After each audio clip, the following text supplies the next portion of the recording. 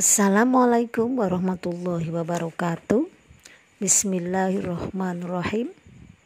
Kepada Bapak dosen, Bapak Dr. Sudiharto SH.MH yang saya hormati, kepada teman-teman Paskah yang berbahagia, alhamdulillah wa syukurillah, pada kesempatan ini kita masih diberikan nikmat kesehatan dan kesempatan sehingga kita dapat kembali melaksanakan perkuliahan daring kita pada kesempatan ini pada mata kuliah manajemen strategi, dan semoga perkuliahan kita hari ini akan mendapatkan berkah dan juga pastinya akan bertambah ilmu kita dan akan membawa manfaat dan berkah bagi kita semua. Amin ya robbal alamin. Oke, baik teman-teman Paskah yang berbahagia dan juga Bapak dosen yang saya hormati. To the point saja. Saya di sini atas nama Siti Masruroh SPDI akan mencoba untuk memberikan paparan atau presentasi tentang makalah kami yang berjudul Manajemen Strategi Pengembangan Kurikulum Tingkat Satuan Pendidikan atau KTSP di MI Bakti Kalisabuk 01. Yang pertama dari paparan kami tentang makalah kami adalah apa yang melatar belakangi manajemen strategi pengembangan kurikulum di MI Bakti Kalisabuk 01. Ada dua, yaitu yang pertama, setiap tahun pelajaran baru maka satuan pendidikan atau sekolah wajib membuat kurikulum pendidikan sebagai acuan dan pedoman kegiatan belajar mengajar. Kemudian yang kedua, pelaksanaan kurikulum memerlukan manajemen dan pengaturan agar dalam pelaksanaannya tidak menjadikan kerancuan. Oleh karena itu, penyusunan kurikulum memerlukan perencanaan yang baik. Perencanaan yang baik membutuhkan penataan yang baik. Kemudian dari latar belakang di atas dalam makalah kami, maka ditemukan sebuah rumusan permasalahan. Yang pertama adalah apa saja yang harus dilakukan dalam program pengembangan kurikulum.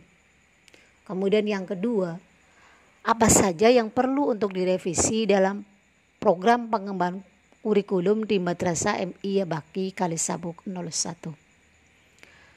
Kemudian dari makalah ini ada sebuah tujuan, yaitu agar semua pembaca bisa mengetahui dan memahami hal-hal apa saja yang perlu dilakukan dalam program pengembangan kurikulum di sebuah lembaga pendidikan. Kemudian kita masuk pada pembahasan tentang makalah kami. Yang pertama adalah pengertian kurikulum. Apa itu kurikulum?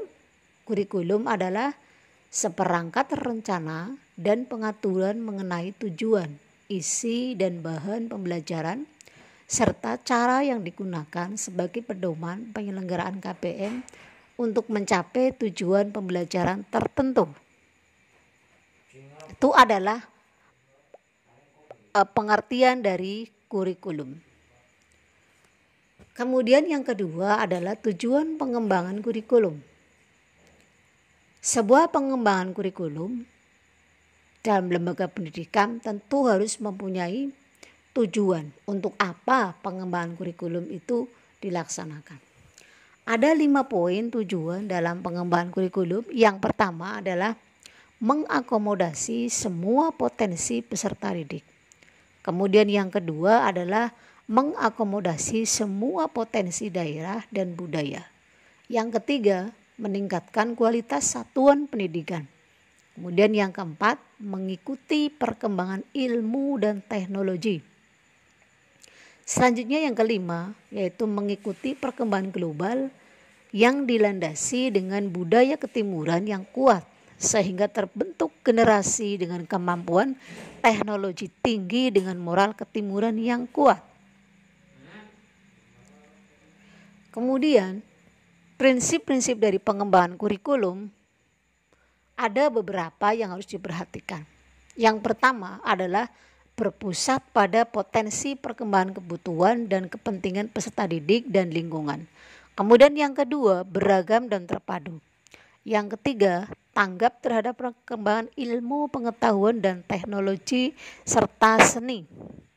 Yang keempat, pengembangan kurikulum harus relevan dengan kebutuhan hidup. Yang kelima, menyeluruh dan berkesinambungan. Yang keenam, belajar sepanjang hayat. Jadi ini sepanjang hayat, ya, seumur hidup ya. Kemudian yang ketujuh, seimbang antara kepentingan nasional dan daerah. Ini adalah 7 prinsip pengembangan kurikulum.